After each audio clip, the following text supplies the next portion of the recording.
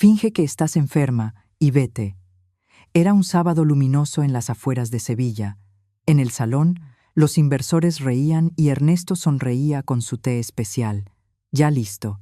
Mi nieta Laura me sostuvo la mirada pálida, urgente, y supe que no era un capricho adolescente. Era una cuenta atrás.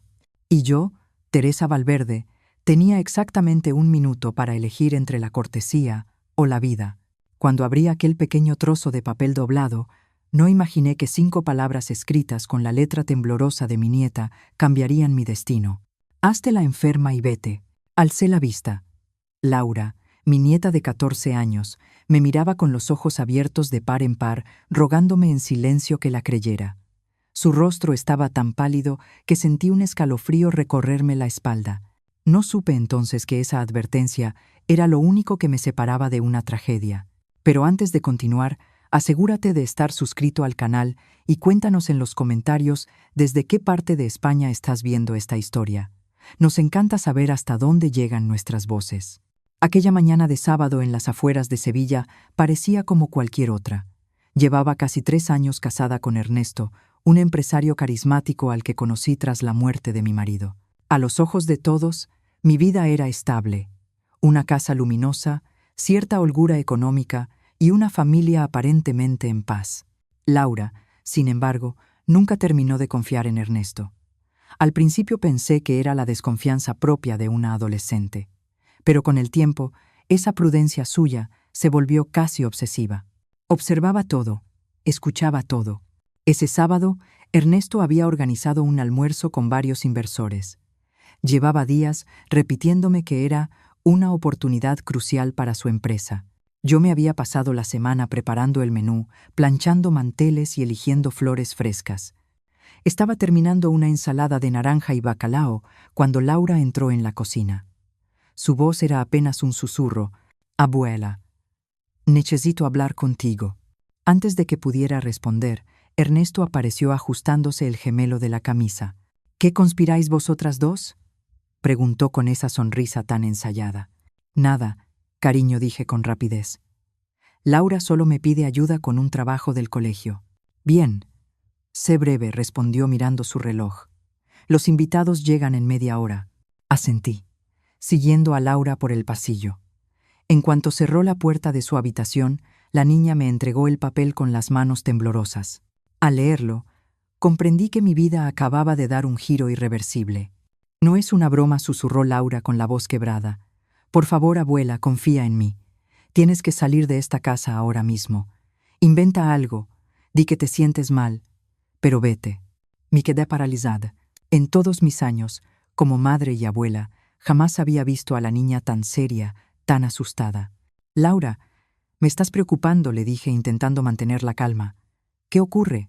Miró hacia la puerta, como si temiera que alguien estuviera escuchando. «No puedo explicártelo ahora. Prometo contarte todo después, pero tienes que creerme, por favor». Antes de que pudiera insistir, escuchamos pasos en el pasillo. La manilla giró y Ernesto apareció en el umbral, visiblemente molesto. «¿Qué hacéis encerradas aquí?». «Los primeros invitados ya han llegado», dijo con un tono seco. Crucé una mirada con mi nieta. Había en sus ojos una súplica muda, y sin entender por qué, decidí hacerle caso. «Lo siento», Ernesto, dije llevándome la mano a la frente. «Me encuentro un poco mareada. Creo que me está dando una jaqueca». Él frunció el ceño. «¿Ahora? Hace 5 minutos estabas perfectamente». «Lo sé. Ha sido de repente. Empezad sin mí. Tomaré algo y me acostaré un rato». Durante un segundo pensé que iba a discutir, pero el timbre sonó y su atención se desvió hacia los invitados. «De acuerdo, pero no tardes mucho», dijo saliendo del cuarto. Apenas se cerró la puerta, Laura me agarró las manos. «No te vas a acostar. Vamos a salir de aquí ya. Di que vas a la farmacia. Yo te acompaño». «Laura, esto es una locura», murmuré. «No puedo dejar la casa llena de invitados». «Por favor», abuela, su voz temblaba. «No es un juego. Se trata de tu vida». Algo en su mirada me heló la sangre. Sin pensarlo más, cogí el bolso y las llaves del coche. En el salón, Ernesto charlaba animadamente con 2 hombres trajeados. «Ernesto», interrumpí. El dolor empeora. Voy a la farmacia. Laura viene conmigo. Su sonrisa se tensó un instante. Mi mujer no se siente bien, explicó a los invitados. Volved pronto. Pero en sus ojos había algo oscuro, una advertencia silenciosa. Cuando entramos en el coche, Laura temblaba. Conduce, abuela. Rápido. Te lo contaré todo por el camino. Encendí el motor, con 1000 preguntas golpeando mi mente. Y una certeza. Algo terrible acababa de comenzar. ¿Qué podía ser tan grave como para que Laura actuara así? Apenas comenzaba a hablar cuando sentí que el suelo desaparecía bajo mis pies. Abuela, Ernesto quiere matarte, dijo con un hilo de voz. Lo oí anoche. Estaba hablando por teléfono. Decía que iba a poner veneno en tu té. Frené el coche tan bruscamente que las ruedas chirriaron. Casi choqué contra un camión detenido en el semáforo. El aire se me escapó del pecho. Por un instante, el mundo se volvió silencio. ¿Qué has dicho, Laura?, pregunté con la voz rota. Eso no tiene gracia. ¿Crees que bromeo?, replicó, los ojos inundados de lágrimas. Lo escuché todo, abuela, palabra por palabra. Un coche detrás de nosotros tocó el claxon, haciéndome volver a la realidad. El semáforo había cambiado a verde. Pisé el acelerador, sin saber a dónde ir, solo queriendo poner distancia entre nosotras y esa casa. Cuéntame exactamente qué oíste, pedí, intentando mantener la calma, aunque el corazón me golpeaba el pecho como un tambor. Laura respiró hondo. Anoche bajé a por agua. Serían las 2 de la madrugada. La puerta del despacho estaba entreabierta y la luz encendida. Lo escuché susurrar al teléfono. Al principio pensé que hablaba de trabajo, pero entonces dijo tu nombre. Mis manos se aferraron al volante hasta ponerse blancas. Dijo, todo está preparado para mañana. Teresa tomará su té como siempre. Nadie sospechará nada. Parecerá un infarto. Me lo garantizaste. Y luego, su voz se quebró, se rió, abuela. Se rió como si nada. Sentí el estómago encogerse. Eso no puede ser verdad. Quizás lo malinterpretaste, balbuceé, buscando una explicación absurda. Tal vez hablaba de otra Teresa. Laura negó con fuerza. No, era de ti. Dijo que, con tu muerte, tendría acceso al seguro y a la casa. Y, dudó, antes de continuar también mencionó mi nombre, que después se ocuparía de mí. Un escalofrío me recorrió la columna. Ernesto, el hombre con el que compartía mi vida. ¿Planeando asesinarme? ¿Cómo no lo vi venir? El seguro de vida, abuela, dijo Laura, con un hilo de voz. Ese que Ernesto contrató hace 6 meses. ¿Te acuerdas? 1 millón de euros. Sentí como si me hubieran golpeado el pecho. Claro, el seguro. Ernesto había insistido tanto, repitiendo que era para protegerme, que nada malo podía pasarme si él faltaba. Pero ahora todo cobraba un sentido aterrador. No me estaba protegiendo, se estaba preparando. Hay más, continuó Laura, bajando la voz hasta casi un susurro. Después de colgar el teléfono, lo vi revisar unos papeles. Cuando salió, entré a escondidas en su despacho. Abuela, encontré documentos sobre sus deudas. Son enormes. Su empresa está en ruinas. Detuve el coche en el arcén, temblando. Ernesto, en bancarrota. ¿Cómo no lo había notado? Siempre hablaba de contratos nuevos, de clientes extranjeros, de estabilidad. Todo era una mentira. También encontré esto, dijo Laura, sacando un papel doblado de su chaqueta. Es un extracto bancario. Está a su nombre. Lo abrí con manos temblorosas. Las cifras eran pequeñas pero constantes. Transferencias regulares a una cuenta que yo desconocía. Mes a mes. Había estado desviando dinero. Mi dinero. De la venta del piso que heredé de mis padres. La verdad me golpeó como una ola helada. No solo estaba arruinado, también me había estado robando durante meses. Y con las deudas creciendo, había decidido que valía más muerta que viva. Dios mío, susurré, sintiendo el estómago encogerse. ¿Cómo pude ser tan ciega? Laura apoyó su mano sobre la mía, con una madurez que me rompió el alma. No es culpa tuya, abuela. Él engañó a todos, incluso a mí. Entonces una idea terrible cruzó mi mente. ¿Tomaste esos documentos del despacho? ¿Y si se da cuenta? ¿Y si sospecha que sabes algo? Laura tragó saliva. No. Les saqué fotos con mi móvil y los dejé donde estaban. No creo que lo note, pero su voz temblaba. Y yo también lo sabía. Ernesto era demasiado meticuloso. Si algo se movía, lo descubriría. Tenemos que llamar a la policía, dije, buscando mi móvil. ¿Y decir qué?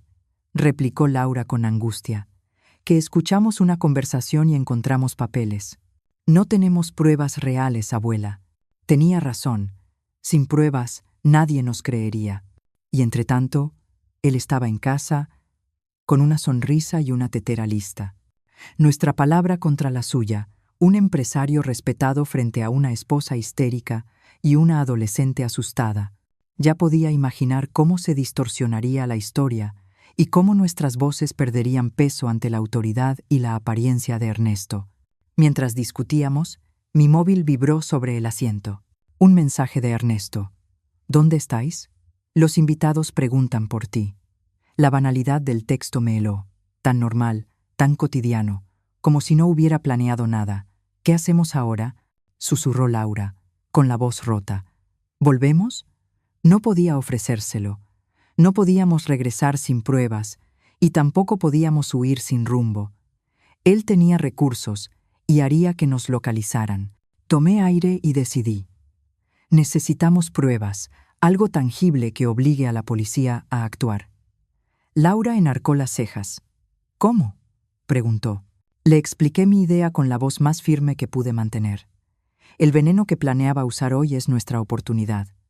Si lo encontramos, si tenemos algo físico, nadie podrá decir que es un delirio. Conduje de vuelta con el rostro en tensión. Iríamos con cuidado. Fingiría que había ido a la farmacia, tomaría un analgésico y volvería a la sala. Laura fingiría estar mal también y se encerraría en su cuarto. Mientras yo entretenía a Ernesto y a los invitados, ella buscaría en su despacho y en los lugares donde lo había visto revisar papeles. Si ves algo, no lo toques, le advertí. Haz fotos con el móvil y envíamelas. Si recibo un mensaje con la palabra ahora, saldremos corriendo. Laura asintió, tragando saliva, enseñando una determinación que me partía el corazón. Al acercarnos a la casa, sentí cómo se me aceleraba el pulso. Volví a mirar a mi nieta. Éramos dos mujeres pequeñas contra una maquinaria preparada para devorarnos. Pero tenía un plan, y, por primera vez desde que todo empezó, supe que no me rendiría sin luchar. Entraríamos con cuidado, fingiendo normalidad, y cada segundo contaría. La casa que conocía se había convertido en un escenario peligroso e imprevisible. Ahora, planeaba matarme. El pensamiento era tan absurdo que por momentos me parecía una pesadilla de la que deseaba despertar. Cuando aparqué en la entrada, noté más coches que antes. Todos los invitados de Ernesto habían llegado. Recuerda, el plan, le murmuré a Laura antes de abrir la puerta. Actúa con naturalidad. Si algo se sale de control, te vas directo a casa de doña Carmen, la vecina. ¿Entendido? Ella asintió, apretando mi mano con fuerza antes de entrar. El murmullo de las conversaciones y las risas nos envolvió al cruzar el umbral. En el salón había al menos una docena de personas con copas en la mano. Ernesto, impecable como siempre, estaba en el centro de la escena, narrando algo que hacía reír a todos. Cuando me vio, su sonrisa titubeó apenas un segundo antes de recomponerse. «Ah, habéis vuelto», dijo, rodeándome con un brazo por la cintura. Su contacto me provocó una repulsión que tuve que disimular. «¿Te sientes mejor, cariño?» Un poco mentí. «El medicamento está haciendo efecto. Me alegra oírlo». Se volvió hacia Laura. «Pero tú, pequeña, pareces cansada. Me duele la cabeza». «Creo que subiré a descansar», contestó ella, actuando con naturalidad. «Claro. Descansa», dijo Ernesto con un tono tan convincente que, de no saber la verdad, habría creído en su preocupación. Laura subió las escaleras, y yo acepté un vaso de agua que él me ofreció. Rechacé el champán con una sonrisa tensa. «Nada de té hoy», comentó en tono casual. Sentí un escalofrío recorrerme la espalda. «No, Prefiero evitar la cafeína, respondí con aparente ligereza. Durante un instante, algo oscuro pasó por su mirada antes de volver a su encanto habitual. Sabia decisión. Ven, quiero presentarte a alguien, dijo guiándome entre los invitados. Mientras sonreía para las fotos y fingía cortesía, cada mirada suya me recordaba la verdad. El hombre que me llamaba amor había planeado mi muerte esa misma tarde. ¿Cuántas veces aquel te quiero había sido en realidad un quiero tu dinero? Disimuladamente miré mi móvil. Ningún mensaje de Laura. Eso solo podía significar dos cosas. O seguía buscando, o no había hallado nada. 20 minutos después, mientras Ernesto y yo conversábamos con una pareja sobre la situación económica, el teléfono vibró. Una sola palabra apareció en la pantalla. Ahora, mi sangre se heló. Con vuestro permiso, dije, forzando una sonrisa. Voy a ver cómo está mi nieta. Antes de que Ernesto pudiera decir nada, subí las escaleras casi corriendo. Encontré a Laura en su habitación, el rostro tan pálido que parecía de cera. «Está subiendo», susurró, agarrándome del brazo. Le vi venir desde el pasillo. «¿Encontraste algo?», pregunté ya tirando de ella hacia la puerta. «Sí, en el despacho. Un frasco pequeño, sin etiqueta, escondido en el cajón. Le hice fotos. No hubo tiempo para más». Escuchamos los pasos acercarse y la voz de Ernesto. «¿Teresa? ¿Laura? ¿Estáis ahí?». No podíamos salir. Si abríamos la puerta, nos descubriría. La ventana daba al jardín, pero estábamos en el segundo piso, demasiado alto para saltar. «Finge que charlamos», le murmuré.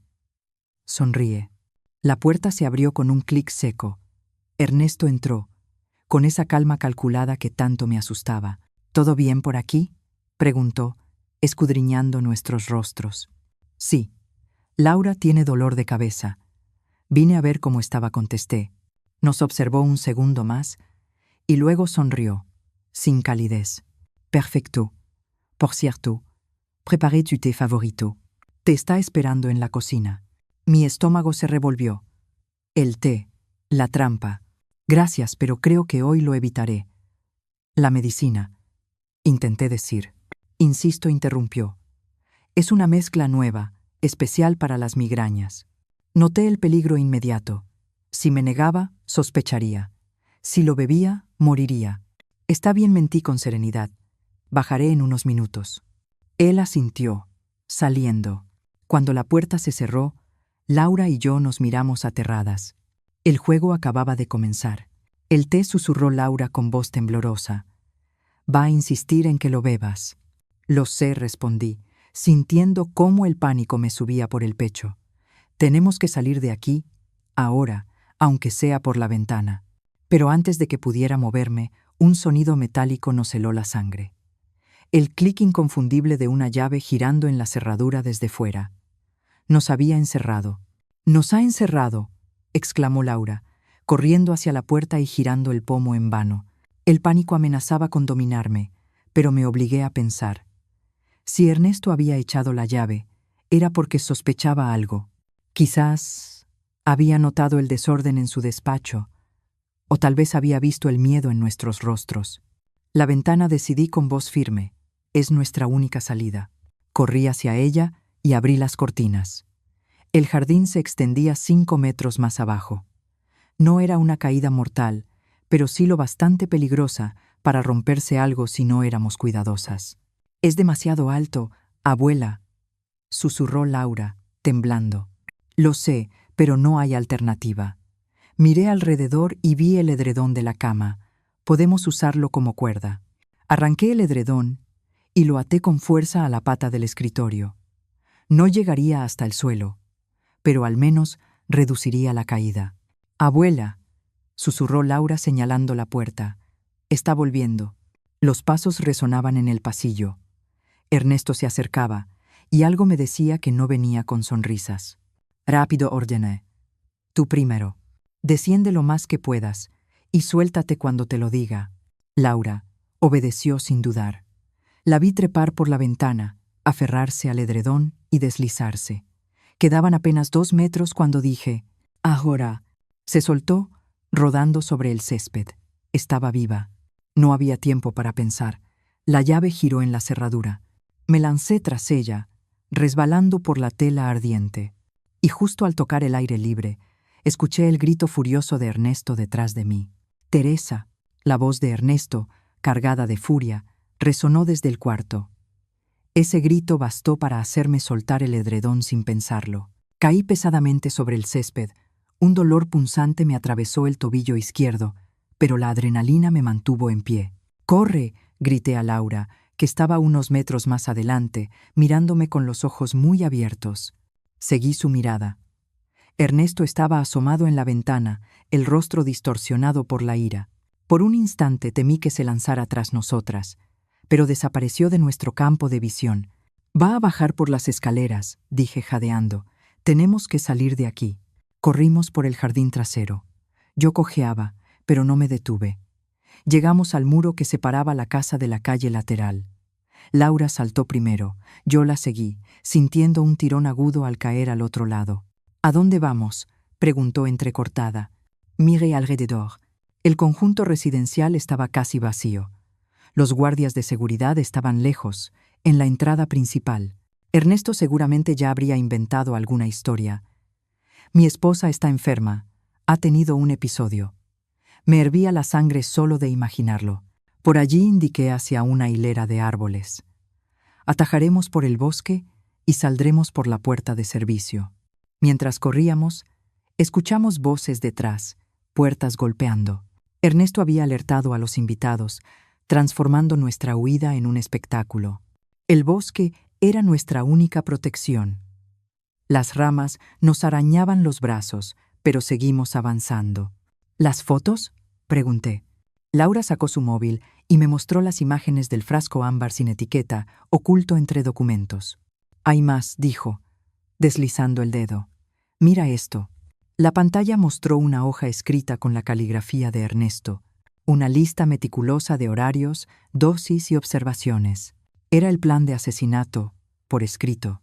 Y en ese instante, supe que por fin teníamos pruebas. 10:30, llegan invitados.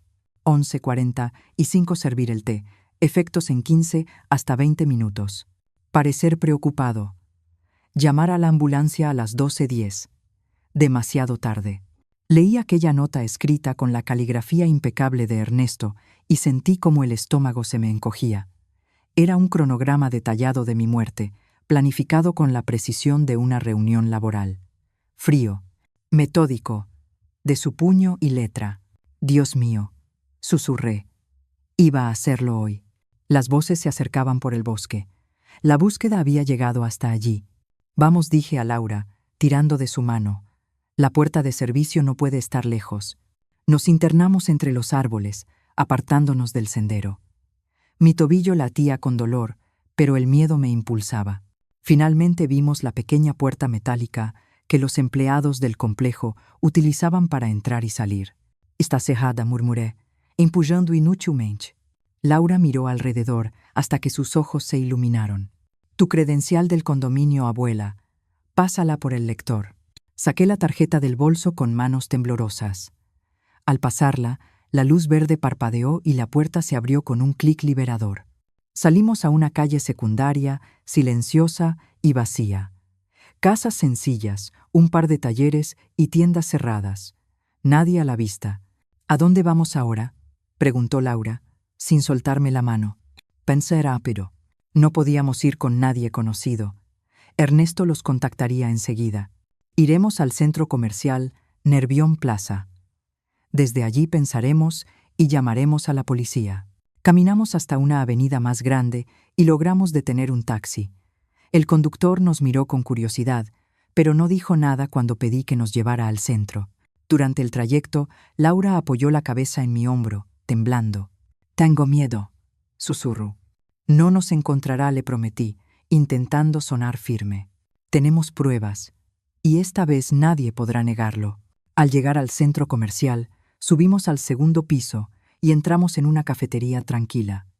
Pedí 2 chocolates calientes y me senté en un rincón apartado. «Es hora de llamar a la policía», dije, marcando con manos temblorosas.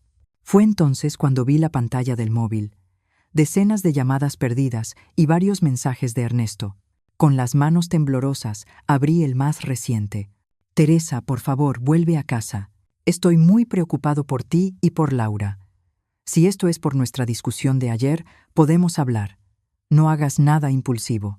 Te quiero. Las palabras me provocaron una arcada. Falsas, calculadas. Estaba construyendo su coartada, preparando el terreno para presentarse como un esposo preocupado y para retratarme como una mujer inestable. ¿Qué pasa?, preguntó Laura, viendo mi expresión. Está creando una historia, respondí mostrándole el mensaje. Dirá que discutimos, que tuve un episodio, que todo fue producto de mi imaginación. Otro mensaje apareció casi de inmediato. He llamado a la policía. Os están buscando. Por favor, Teresa, piensa en Laura.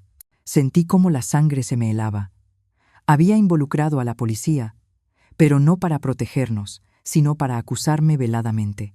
Esto lo complica todo, murmuré. Si los agentes vienen creyendo su versión, no nos escucharán. ¿Qué haremos ahora?, preguntó Laura, apretándome la mano. Respiré hondo. Necesitábamos apoyo, alguien que nos creyera y pudiera actuar rápido. Entonces recordé a Fátima Navarro, mi antigua compañera de universidad, ahora abogada penalista. Marque su número. Fátima, soy Teresa, dije en cuanto respondió. Es urgente, necesito tu ayuda. Durante 20 minutos le conté todo. La nota de Laura, el plan de Ernesto, las fotos del frasco y del cronograma, nuestra huida. Ella escuchó sin interrumpir, tomando notas. ¿Dónde estáis ahora?, preguntó finalmente. En el centro comercial Nervión Plaza, en la cafetería del segundo piso. Quedaos ahí. No habléis con nadie, especialmente con la policía. Llego en 30 minutos, ordenó. Gracias, Fátima, susurré, aliviada. Mientras esperábamos, observaba cada rostro que entraba al local, temiendo ver el de Ernesto. ¿Cómo lo supiste, Laura?, pregunté en voz baja. Ella bajó la mirada. Llevaba tiempo desconfiando. Por cómo te miraba cuando creía que nadie lo veía, con una frialdad que me daba miedo. Era tan calculador, dijo Laura en voz baja, y siempre se ponía nervioso cuando hablabas del dinero de la venta del piso. Tragué saliva. De pronto comprendí todas las señales que había ignorado, cegada por el afecto y la rutina. Una vez, continuó ella, lo escuché por teléfono decir que el plan estaba tardando más de lo esperado. Creí que hablaba de trabajo, pero anoche todo encajó. ¿Por qué no me lo contaste antes, hija?, pregunté con un nudo en la garganta. Porque no estaba segura. Parecías feliz con él, abuela. Después de lo que vivimos con el abuelo, no quería arruinar tu tranquilidad por mis sospechas. Hasta anoche, cuando supe la verdad. Sentí las lágrimas deslizarse por mis mejillas. Mi nieta había visto el peligro antes que yo. Me había protegido, cuando era yo quien debía protegerla. Lo siento, Laura susurré apretando sus manos. Lo siento por no haberlo visto. No es tu culpa, respondió con una madurez que rompía el alma. Él engañó a todos. Es un experto en eso. Entonces, mi móvil vibró. Un nuevo mensaje de Ernesto. La policía ha encontrado sangre en la habitación de Laura. Teresa, ¿qué has hecho? Por favor, dime que estáis bien. Se lo mostré a Laura. Su rostro perdió el color. No había sangre en mi habitación, dijo. Está plantando pruebas, concluí. Quiere que parezca que te he hecho daño o algo peor. El terror me envolvió. Ya no solo quería silenciarnos, ahora intentaba incriminarme. Vámonos de aquí, dijo Laura, levantándose. No respondí con firmeza. Fátima dijo que esperáramos. Si salimos, parecerá que huimos, y eso jugará a su favor. Fue entonces cuando vi, al otro lado de la cafetería, a 2 agentes de policía entrando y observando el lugar. Abuela, susurró Laura. Nos han visto. Tranquila, le dije, aunque el corazón me retumbaba. No hemos hecho nada. Tenemos pruebas. Los agentes se acercaron a nuestra mesa. ¿Señora Teresa Valverde?, preguntó uno con voz firme. Sí, soy yo, respondí, manteniendo la calma. Su marido está muy preocupado por usted, y su nieta dijo. Ha informado que abandonó su casa en un estado alterado, posiblemente poniendo a la menor en riesgo. Antes de que pudiera abrir la boca, Laura dio un paso al frente. Eso es mentira, dijo con voz firme. Mi abuelastro está intentando matarnos. Tengo pruebas. Los dos policías se miraron con escepticismo. El mayor, un hombre de unos 50 años, con el cabello gris en las sienes, frunció el ceño. Es una acusación muy seria, jovencita dijo, en tono grave. Tenemos pruebas, intervine, controlando mi voz. Mi nieta encontró un frasco de veneno en el despacho de mi esposo, junto con un cronograma detallado de cómo pensaba matarme hoy. El agente más joven, que hasta entonces había guardado silencio, habló con cautela. Señora, su marido nos comentó que usted está pasando por una crisis emocional. Mencionó episodios previos de inestabilidad. La rabia me subió al pecho. Ernesto había preparado su mentira con precisión quirúrgica. Eso es absurdo, respondí. Nunca he tenido episodios. Nos está difamando porque descubrimos su plan. Laura sacó su móvil y se lo mostró. Aquí están las fotos, dijo. Este es el frasco que encontré escondido en su oficina. Y este es el papel donde escribió los horarios de cómo iba a hacerlo. Los agentes observaron las imágenes. El mayor comentó con frialdad. Esto podría ser cualquier cosa. No veo nada que demuestre un intento de homicidio. El miedo se transformó en desesperación. Nos ha aislado durante meses, expliqué. Controla mi dinero, mis cuentas, todo. Descubrimos que está en bancarrota y desviando fondos a cuentas secretas. Abuela, me interrumpió Laura. Mira, levanté la vista y la vi. Fátima Navarro, mi amiga y abogada, caminaba con paso decidido hacia nosotras. Alta, elegante, con un blazer azul marino. Su sola presencia me devolvió el aliento. Teresa saludó, situándose a nuestro lado. Veo que la policía ya está aquí. ¿Quién es usted, señora?, preguntó el agente mayor. Licenciada Fátima Navarro, dijo ella mostrando su credencial. Abogada penalista, represento a la señora Teresa Valverde y a su nieta Laura. Los policías se miraron, sorprendidos. Recibimos una denuncia de su marido, explicó el mayor.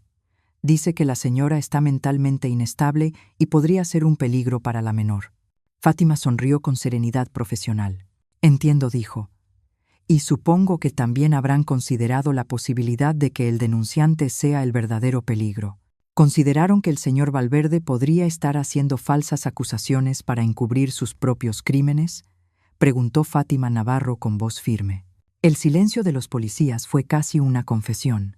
Bien, continuó ella, sentándose junto a mí. Vamos a aclarar algunos puntos.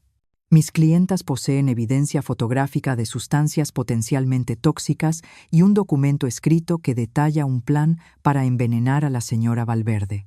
Además, la menor, Laura, escuchó una conversación telefónica en la que el señor Valverde describía explícitamente cómo pensaba hacerlo. Los agentes intercambiaron miradas, dudosos pero atentos. ¿Tienen una orden para trasladar a mis clientas?, preguntó Fátima, sin apartar la vista del más veterano. No. Licenciada, admitió él finalmente.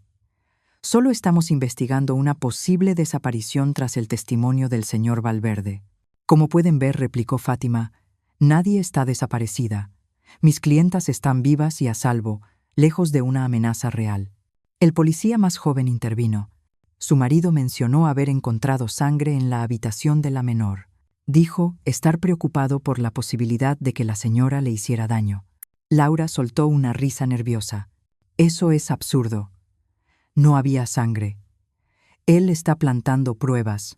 La menor está claramente bien, interrumpió Fátima, y bajo mi protección legal.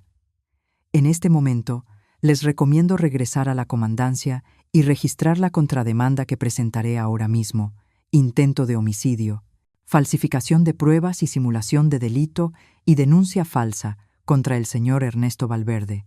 Los agentes parecieron incómodos, pero asintieron. Necesitaremos sus declaraciones más tarde, dijo el mayor. Perfecto, respondió Fátima. Estaremos allí en 1 hora. Cuando los policías se alejaron, la abogada se inclinó hacia nosotras. Teresa, la situación es más grave de lo que imaginaba, dijo en voz baja. Ernesto está construyendo un caso para hacerte pasar por inestable. Sentí un escalofrío. ¿Qué hacemos? Necesitamos pruebas sólidas, respondió Fátima. Las fotos son un inicio, pero debemos conseguir el frasco real, analizar su contenido y rastrear sus movimientos financieros. ¿Cómo lo haremos?, preguntó Laura, con el miedo reflejado en su voz. Fátima la miró con determinación, con inteligencia y sin que él lo vea venir. No podemos volver a casa, dije, con la voz apenas audible. No será necesario, respondió Fátima Navarro con seguridad. Voy a solicitar una orden de registro inmediata.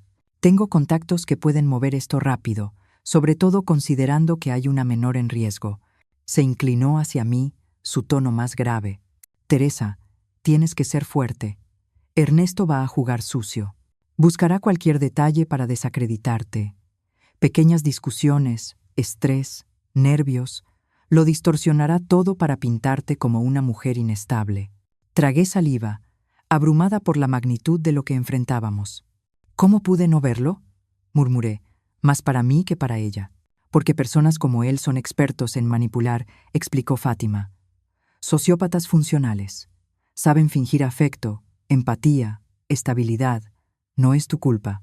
Entonces, mi móvil vibró de nuevo. Un mensaje. Teresa, la policía os encontró. Estoy yendo al centro comercial. Solo quiero hablar. No hagas nada impulsivo. Se lo mostré a Fátima. Está viniendo aquí. Ella se levantó al instante. Nos vamos. Ahora mismo. ¿A dónde?, pregunté, ayudando a Laura a recoger sus cosas. A la comandancia respondió. Es el único lugar donde no podrá tocarnos y podremos presentar formalmente la denuncia antes de que llegue. Abandonamos la cafetería por la salida lateral y atravesamos el aparcamiento hacia su coche, un sedán negro discreto. Durante el trayecto, Laura apretó mi mano con fuerza. Su mirada estaba fija, pero su cuerpo temblaba. Pensé en la nota que me había dejado esa mañana. Esa simple advertencia me había salvado la vida. ¿Cuántas mujeres no alcanzaban a leer la suya a tiempo? La comandancia estaba tranquila para ser sábado. Fátima nos llevó directamente al despacho del comandante Ríos, un hombre de mediana edad con expresión firme. Comandante, saludó Fátima. Tenemos una situación grave. Él nos miró con atención. Mis clientas están siendo amenazadas por el esposo de la señora Valverde, explicó. Tenemos pruebas de que planeaba envenenarla hoy durante un evento en su casa. El comandante arqueó las cejas. Es una acusación muy seria, licenciada Navarro. Y tenemos evidencia seria, replicó ella, indicando a Laura que mostrara las fotos. El comandante las observó con detenimiento, mucho más de lo que los agentes anteriores habían hecho, mientras Fátima continuaba exponiendo el caso con precisión. También creemos que el señor Valverde ha estado desviando dinero de la señora Teresa y podría estar involucrado en fraudes financieros, explicó Fátima Navarro con firmeza. Además, ha intentado desacreditar a mi clienta alegando una supuesta inestabilidad mental que jamás fue diagnosticada ni tratada. El comandante Ríos asintió lentamente, devolviendo el móvil a Laura. Entiendo, licenciada, pero necesitamos algo más que fotografías. Necesitamos el frasco, análisis toxicológicos, pruebas concretas. Precisamente por eso estoy solicitando una orden de registro inmediato, respondió Fátima, entregando los documentos que había preparado durante el trayecto. Hay una menor en peligro y creemos que el señor Valverde está plantando evidencias falsas en este mismo momento. El comandante comenzó a leer los papeles cuando un murmullo se extendió por el pasillo. Miré hacia el cristal y lo vi. Ernesto, acompañado de los mismos agentes que nos habían detenido en el centro comercial. Su rostro mostraba una mezcla perfecta de preocupación y alivio. «Teresa, Laura», exclamó, intentando entrar, detenido por un guardia en la puerta. «Gracias a Dios que estáis bien». El comandante lo observó con atención. ¿Es este el hombre al que se refieren? Sí, respondí con un hilo de voz. Es Ernesto Valverde, mi esposo.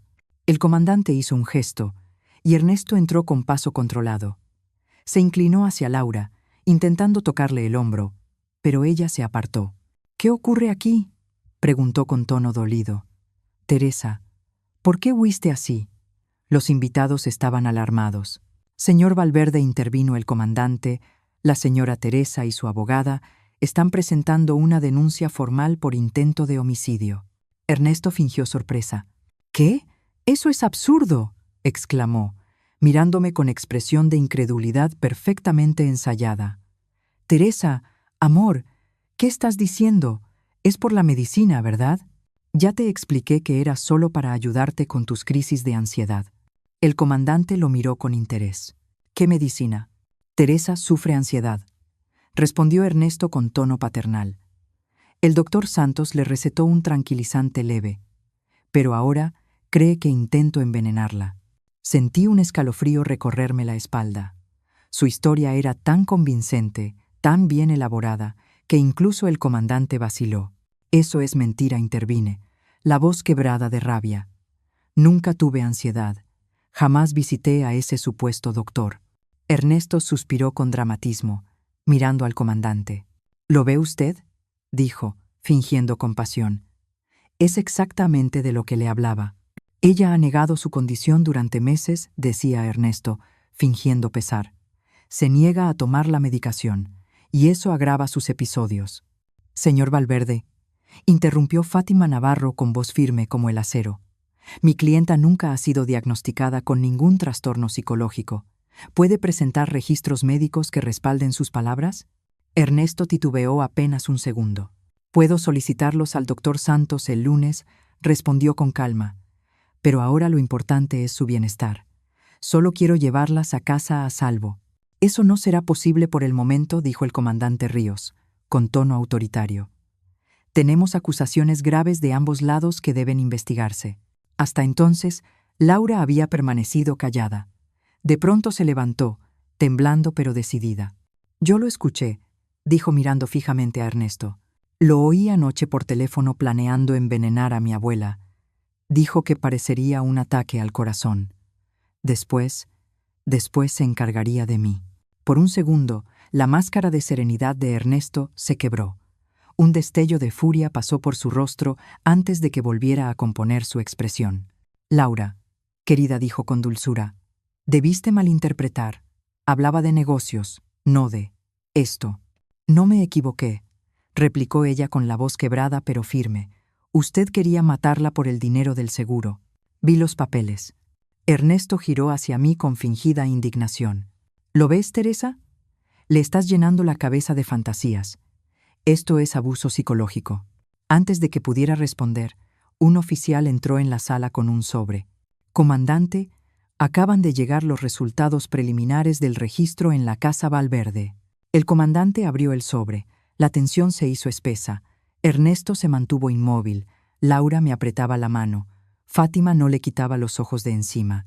«Interesante», dijo finalmente el comandante mirando a Ernesto. «Usted mencionó sangre en la habitación de la menor, ¿verdad?».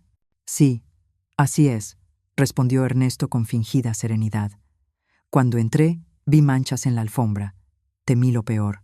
El comandante dejó caer los papeles sobre la mesa. «Curioso, porque según este informe, esa sangre tiene menos de 2 horas. Y el análisis indica que no es humana. El tipo sanguíneo no corresponde ni a la señora Valverde ni a la menor», informó el comandante Ríos, con tono controlado. Por primera vez, vi la máscara de Ernesto resquebrajarse. «Yo no entiendo», balbuceó. «¿Cómo puede ser?». «Muy sencillo», explicó el comandante, apoyando los documentos sobre la mesa. «La sangre pertenece a usted, señor Valverde. Lo que sugiere que usted mismo la colocó en la habitación». Un silencio tenso llenó la sala. Ernesto parecía calcular frenéticamente su próxima mentira. «Eso es imposible», dijo finalmente. «Debe tratarse de un error». «Difícilmente», continuó el comandante. «La pericia también halló un pequeño frasco de sangre escondido en su cajón de calcetines. Al parecer, la había recolectado con anterioridad». El rostro de Ernesto perdió todo color. Además, prosiguió Ríos, sacando una fotografía. «Encontramos esto. Reconocí el frasco ámbar que Laura había fotografiado, ahora dentro de una bolsa de evidencia. Los análisis preliminares indican presencia compatible con arsénico», añadió el comandante. «No exactamente lo que uno espera encontrar en un medicamento para la ansiedad, ¿no le parece?». Ernesto se levantó de golpe. Su voz, antes contenida, se quebró en un grito. «Esto es un montaje. Teresa lo plantó». «¿Cuándo?». «Exactamente», replicó Fátima con calma. «Llevamos más de 2 horas aquí. Y usted mismo dijo que ella huyó esta mañana. El silencio volvió a caer. Ernesto miraba a su alrededor como un animal acorralado. No entienden, dijo finalmente. Ella me roba desde hace meses. Curioso que mencione robos, interrumpió el comandante. Porque también hallamos documentos de transferencias a cuentas offshore en las Islas Caimán, procedentes de su cuenta conjunta. El castillo de mentiras se derrumbaba. Ernesto, pálido, dejó caer la mirada. Todo esto tiene una explicación, susurró. Seguro que sí, replicó el comandante poniéndose de pie. Ernesto Valverde queda detenido por intento de homicidio, falsificación de pruebas, denuncia falsa y fraude financiero. Los agentes avanzaron, esposas en mano, mientras el falso esposo finalmente mostraba su verdadero rostro, pura furia y derrota. Fue como si se accionara un interruptor dentro de Ernesto. En un instante, la fachada del esposo preocupado desapareció. Su rostro se deformó en una mueca que jamás le había visto. Odio puro, dirigido a mí. Zorra estúpida, bramó avanzando hacia donde estaba. Lo has arruinado todo. Los agentes lo sujetaron antes de que me alcanzara, pero ya había visto al verdadero Ernesto, el monstruo que se escondió casi 3 años tras sonrisas y caricias fingidas. ¿De verdad creíste que te amaba? Escupió, forcejeando. Una profesora mediocre y una cría problemática. No valíais nada salvo tu dinero y el seguro. Laura se encogió contra mí, temblando ante aquella furia. La abracé con fuerza mientras los policías le ponían las esposas y él seguía vociferando obscenidades. «Llévenselo», ordenó el comandante Ríos. Arrastraron a Ernesto fuera del despacho. Sus gritos se apagaron en el pasillo. Cuando la puerta se cerró, cayó un silencio denso. El comandante nos miró con una mezcla de alivio y pesar. «Señora Valverde», dijo, «necesitaremos sus declaraciones formales. Antes, permítame disculparme por lo ocurrido». Asentí mecánicamente, aún procesando la transformación que había presenciado. Aquel hombre que gritaba no era el Ernesto que yo creía conocer. Había dormido junto a un depredador. «Teresa», susurró Fátima Navarro, tomando mi mano. «¿Estás bien?» «No lo sé», admití. «Me llevará tiempo entenderlo». Nos ofrecieron agua y un momento para recomponernos. Abracé a Laura. Estaba en shock. «Me has salvado la vida hoy», le dije al oído. «No lo olvidaré». Ella asintió, con lágrimas silenciosas. Las horas siguientes fueron un borrón de atestado, firmas y preguntas. Relaté cómo conocí a Ernesto tras mi viudez, cómo me conquistó con su seguridad y su aparente bondad, cómo, poco a poco, tomó el control de mis finanzas y me aisló de amigos y familia. Laura explicó lo que oyó aquella noche, cómo halló los documentos y el frasco, y la decisión valiente de pasarme la nota. «Hazte la enferma y vete». 5 palabras que lo cambiaron todo, y me apartaron de un destino atroz.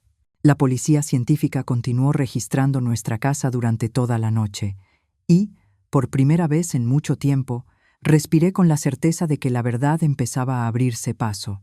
Esa noche, la investigación en nuestra casa continuó hasta bien entrada la madrugada. La policía descubrió más pruebas del fraude financiero de Ernesto, transferencias sistemáticas de casi todos mis ahorros a cuentas secretas, falsificación de mi firma en documentos y la contratación de un seguro de vida por más de 1 millón de euros que yo había firmado creyendo que era un seguro residencial. El informe toxicológico confirmó lo que ya sabíamos. El frasco encontrado contenía una mezcla de arsénico y otras sustancias que imitaban los síntomas de un infarto. Una muerte limpia, sin sospechas, perfectamente planeada. Cuando terminamos las declaraciones, pasaba la medianoche.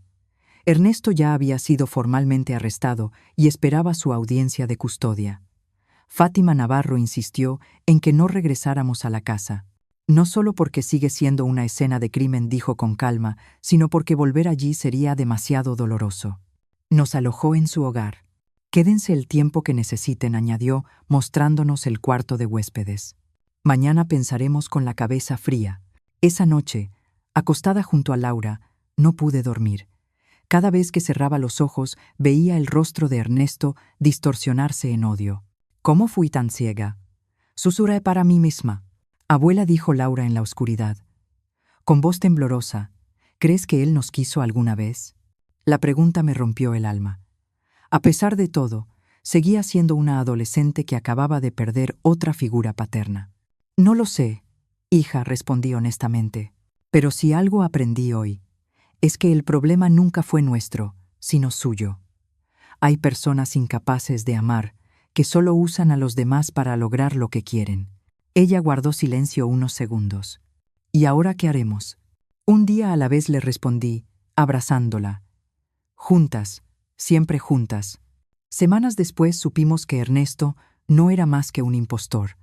Su empresa llevaba años en ruina, y todo su amor había sido solo una estrategia calculada. Pero en su caída, nos devolvió algo que creí perdido: la libertad de empezar de nuevo. La investigación reveló algo que me heló la sangre. Yo no había sido su primera víctima. Antes de mí, hubo otra mujer, una viuda de Jaén, que murió naturalmente 6 meses después de casarse con Ernesto. Nadie sospechó nada. Tenía antecedentes cardíacos, así que su muerte pasó como un ataque al corazón. Ernesto heredó todo, lo dilapidó en menos de un año, y, cuando quedó sin dinero, me encontró a mí. El juicio se convirtió en un espectáculo mediático. La historia del empresario que planeó envenenar a su esposa, descubierto por la valentía de una adolescente, capturó a toda España. Laura y yo tuvimos que revivir aquel día una y otra vez, en declaraciones, interrogatorios y audiencias. Y sin embargo, cada testimonio fue también una sanación. Cada prueba presentada, cada mentira desmantelada, me recordaba que no había sido tonta ni ingenua. Había sido víctima de un depredador. Ernesto no era un hombre enamorado, sino un sociópata meticuloso, un maestro del engaño. Cuando llegó la sentencia, el peso de la justicia cayó con fuerza. 30 años por intento de homicidio agravado, más 15 por fraude financiero, y una investigación abierta por la muerte de su anterior esposa.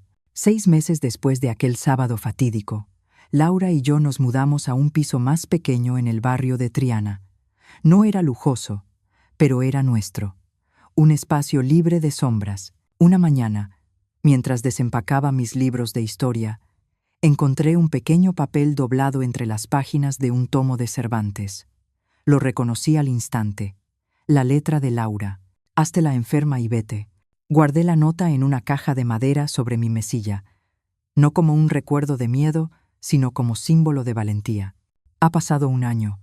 Las cicatrices siguen ahí, invisibles pero firmes. Aquella tarde de sábado, mientras cocinábamos juntas nuestro nuevo ritual, observé a Laura cortando tomates con calma y precisión. Había crecido tanto en un año. ¿A qué viene esa sonrisa, abuela?, preguntó ella riendo.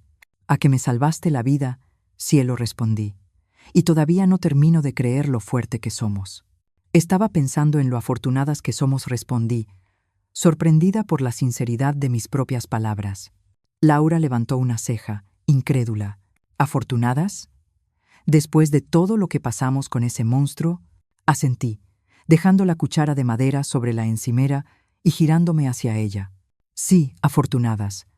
No por haber conocido a Ernesto, claro está, sino por haber sobrevivido, por tenernos la una a la otra, y por haber sido lo suficientemente valiente para salvarme aquel día. Un leve rubor subió por el cuello de Laura. Incluso después de un año, seguía incómoda cuando mencionaba su heroísmo. Cualquiera habría hecho lo mismo, murmuró. No, hija, repliqué con suavidad. Mucha gente habría dudado. Tú no.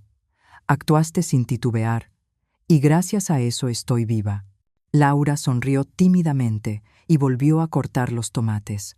¿Sabes lo que dijo la doctora Beltrán en terapia esta semana?, preguntó. ¿Qué cosa? Que los supervivientes del trauma desarrollan un sexto sentido para detectar el peligro.